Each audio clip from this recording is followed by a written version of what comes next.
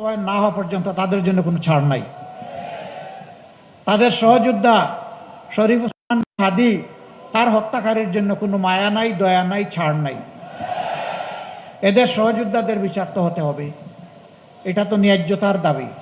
তবে কারো উপর অবিচার করা হবে না ইনশাআল্লাহ। কোনো পাইকারি জরিমানা নাই, ন্যায় অন্যায় সব কিছুকে গুলায় ফেলার কোনো কর্মসূচি আমাদের নাই। তারপরে আমরা কথা দিচ্ছি, মানুষ তো ভুল করতেই পারে।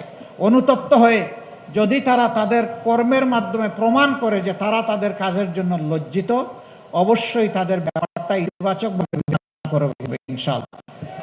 এই দেশ চালাতে হবে তো, এই মানুষগুলো এই দেশেরই মানুষ। কোথায় ফেলবো? সাগরে? এদের সাগরে ফেলতে পারবো না। আর এত মানুষ জায়গা দেওয়ার মতো জেল বাংলাদেশে নাই। সবার লাগবে না, লেজ ধরে পা ধরে টানাটানি না করে কান ধরে টান দিলেই হয়ে যাবে ইনশাআল্লাহ। আমরা লেজ আর পা ধরবো না, আমরা মাথার ওই যে ডানার বায়ে কান আছে ওইটা ধরে টান দিব যার দরকার, যাতে একজনের শাস্তি দেখে 1000 জন শুদ্ধ হয়ে যায়, পরিশুদ্ধ। গরিবের সন্তান ওই শিক্ষা থেকে বাদ পড়বে না, ওই শিশুর দায়িত্ব সরকারের। কারণ আমরা রাজার ছেলে রাজা হোক, এই রাজনীতির আমরা বিরোধী।